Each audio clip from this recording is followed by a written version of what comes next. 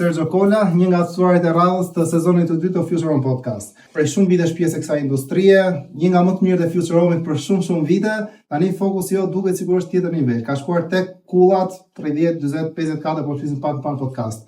Si është situata, kush po i blen? Sot kullat janë një trend i ri ndërtimi. Siç filluam me pjesën e rezidencave të reja që morën jetë, le të themi, filluan nga 2010 dhe më pas morën bumin pas 2020-s, periudhës post pandemie. Shqipëria është futur në trendin e kullave dhe në zhvillimin e rivierës, zonave bregdetare. Kjo është një mundësi e ardhme edhe për ata që bëjnë real estate, por edhe për ata që jetojnë dhe do duan të investojnë. Kullat, ndërtimet e bukura, pjesa e rezidencave është ajo që do e personifikojë, le të themi, Shqipërinë së shpejti, ku do nga shtetet më të bukura ballkanike dhe europiane.